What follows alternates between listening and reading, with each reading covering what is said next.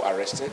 And I said, any local government responsible who authorized that, once the facts are established, local government chairmen don't have immunity, we will prosecute, and I like to send one to jail.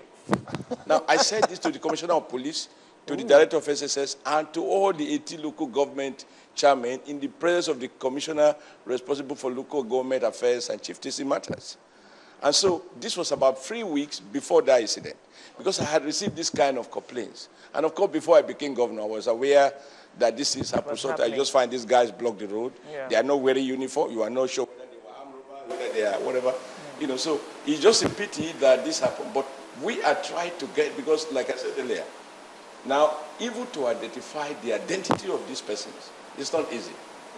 Who was the guy at the checkpoint? Because they are not formally deployed.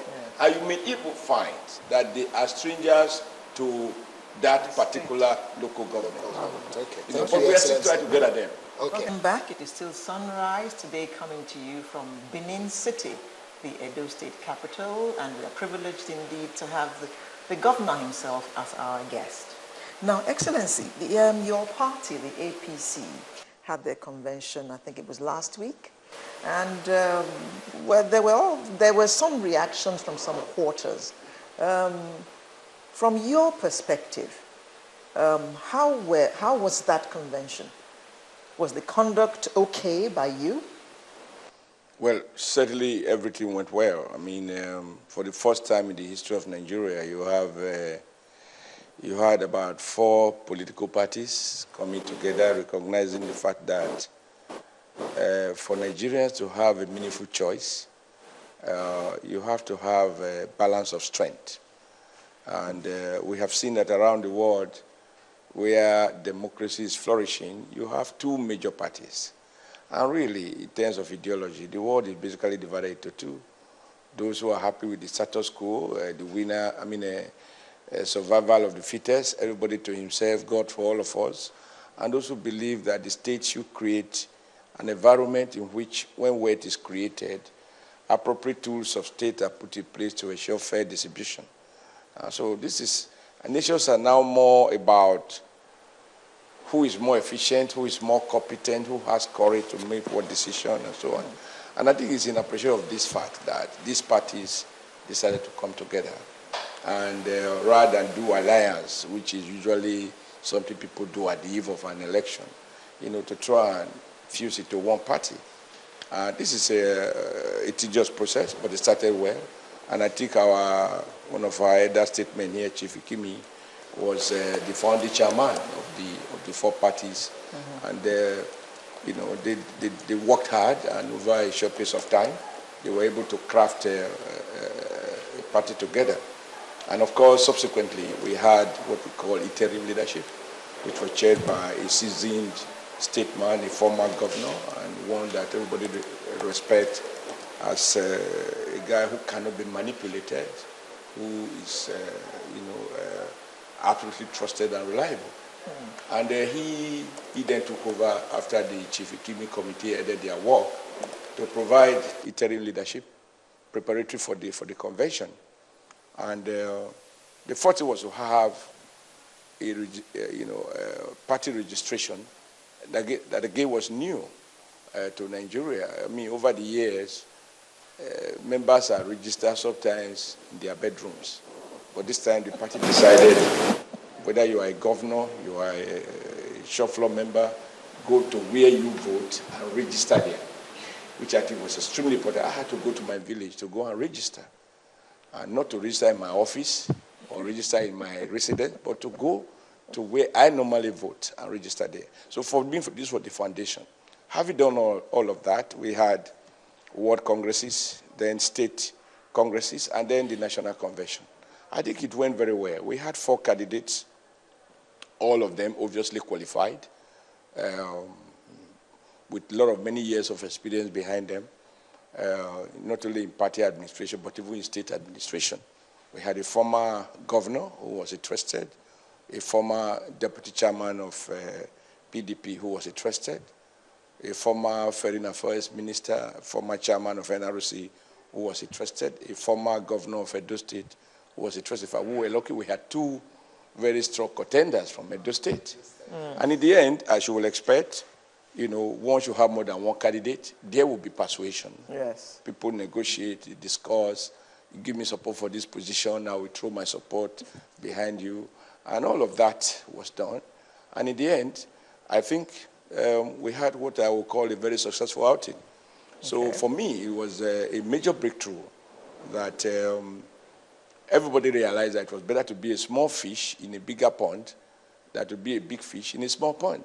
And we have to salute the leadership of people like Asiwaju, people like Buhari, and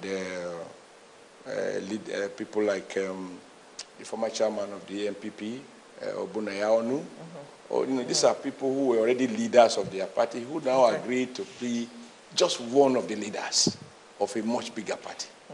And but Chief Tommy Kimi came out after that convention and had some choice words to say about Asiwaju Tinubu, that he had something to the effect that he had the party in his pocket and he could do it precisely exactly as he wanted, select and elect and things like that. Well, you don't put me in trouble. Chief Kimi is my leader, is my well-accepted leader and respected leader in Edo State and across the country. And I have a lot of respect for him. But maybe it's probably possible to argue about anyone putting a party in his pocket if you are talking of a party that controls one state or two state government. But if you have a party where you have General Buhari, a former head of state, and to think that an Asiwaju Tinubu, who has never been a president, can pocket a former head of state, then I wonder the nature of his pocket. I think what is obvious is that Chief Kimi is not too pleased with certain matters, and in a democracy, it's like a football. You see some people celebrating the outcome of the match. You find others wondering if they were to replay the match again. But I think Kimi must have passed with it. He's a very vocal person, very articulate. He has stated his views, and I believe he's entitled to state those views. Indeed. And that is what it should be. And the important thing is that his language is not violent. And I think it's all about influence wielding. And let's face it, democracy is about influence wielding. And there's no question that Asiwaju has influence. And he deserves to exercise those influence because he has fought when they took over his party, the AD. He went into APC, and as Kimi acknowledged, they co-founded the party together from a one-party government in Lagos. Though became the second state government that was won, and with some effort, he's able to get the party spread across the Southwest. This requires a lot of influence, a lot of courage, a lot of vision, a lot of commitment. And you can't, if you have made such investment, it's only natural that you will have proportionate influence. So I don't grudge people who reap where they have sowed, And, but I don't want us to discuss party. I think the real issue is the fact that Chief Kimi can't write what he wrote as a member of the party, shows that. And he's not about to, we are not about to, nobody's talking about setting up a disciplinary committee to try him for speaking his mind, shows that it's a rich, robust political party with space for disputation, for contestation, for agreement, and for disagreement. And I was particularly excited when, in one of the paragraphs, Chief said, some people said he wants to return to PDP. I said, if he's going to PDP, our others returning to AD. So it shows that, look, in spite of all of these things, we agree that the initial idea that you need alternative political platform, I believe Chief Kimi remained committed to that idea. And that, for me, that's what is worth noting. Not the fact that there are discordant voices. That is to be expected in a free association. Okay. Now, let's zero in on Edo State now. Since you have been governor of Edo State, well, we can't touch on every area, but we'll just pick a few of them and focus on development in your state. What would you say has been your landmark achievement that people will remember you for, in whichever area?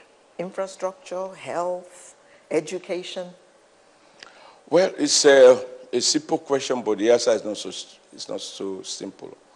First, I think, if you ask me, the most important landmark achievement that I would want to talk about is not the issue of infrastructure, whether it is in education, road, etc. It is reordering the Edo State political environment, giving people confidence and, breathing air into the concept of a multi-party democracy where no one political party can continue to lord it over the other. And, weeding away godfathers and demystify people who celebrate electoral fraud and who have persuaded Edo people to resign their faith that they are only going to be distant spectators in the democratic process where they are supposed to be the key drivers. I think in Edo State today, even those people you guys celebrate elsewhere, in Edo they are just seen as one. We respect their age, but in terms of political influence, they have been substantially demolished. And right now, but for the fact that Abuja gave them oxygen, they are no longer in a position to talk with that arrogance when they can stand at Ovorame Square and tell Edo people election is coming, there's no vacancy. Of course there will be vacancy. And those vacancies have been filled. God has used me to fill it against their wish. And we have run several elections. They have talked about manipulating state instruments, whether they are police, army, judiciary, whatever. And with the power of the people, we have shown that those are empty boasts, that when the people are determined in a democracy, only the man who connects with the electorate is powerful. So the days are gone now in Edo where, one man just sit down and say, go and read the election, let them go to court. The real court now is Edo People's Court. And for me, that is the most important achievement. I don't care if I didn't even build a kilometer of road, but never again shall our people be told that this state is like somebody's room or parlor. We have moved beyond that. Having done that, and this is important, you now have an administration in the state, and I can tell you, and this is where people like Ikimi has to be appreciated. I mean, as leader of AC in this state, Ikimi has never had to tell me, Comrade, why are you building that road? Why do you want to go and build school in that village? Why are you bothering about health sector? How much are you coming from Abuja? How do we share it? No, he has never said that. If anything, what we meet is about, how do we ensure that we carry development to every nook and cranny of the state. And today, beginning with rural construction, in the past, it's like rural areas, rural people are substandard people, and therefore we talk of rural roads like the different days, just make a footpath. Today, the most difficult terrain in Edo has been connected with standard road that compares very, very favorably, oftentimes even a lot better than federal roads, connecting places like Anegbete that was not accessible during rainy season, places like Imiegba, because of the valleys and hills and so on, they are giving up on life, blaming witchcraft for the fact that for 50 years they have not known development. Places like Okpekpe, where we now have an annual sporting event, marathon, and so on, to Ronigbe area, where we are constructing the longest road of about 60-something kilometers. Across every local government, we are building standard roads. And what about the roads in Benin? No, because I came to Benin a short while, some time ago, and it looked like every road was being built. Yeah, I wanted to start from the rural areas because these are areas where if you are not from there, you wouldn't know what is happening. Except there's a burial ceremony and people invite big guys to come. So we have made a bold statement with rural development because I'm convinced that rural poverty is not an act of God. When people cannot be connected, when they can't be reached, you can't deliver development. And the starting point, therefore, is access. So we've done that. In Benin City, some 6 years ago, ask anybody on the street, when it's raining, people carry their children home. They rush to school to pick their children. And we even have situations in which, because of flood erosion, some children were washed off their mother's bedroom.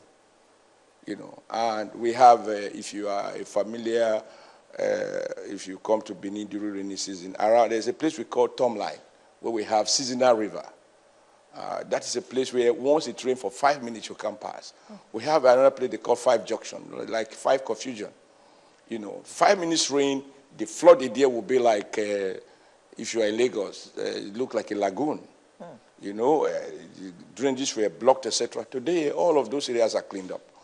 For the first time, you have 6-lane roads in different parts of Benin City, and every road carries side drains, walkways, street light. There was not one street in Benin with street light.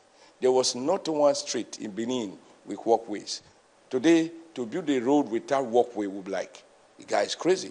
To build a road without drainage is unacceptable. But we also recognize that if you build side drains without ultimate destination, because Benin is like, we have a number of basins, and the challenge of the past has been that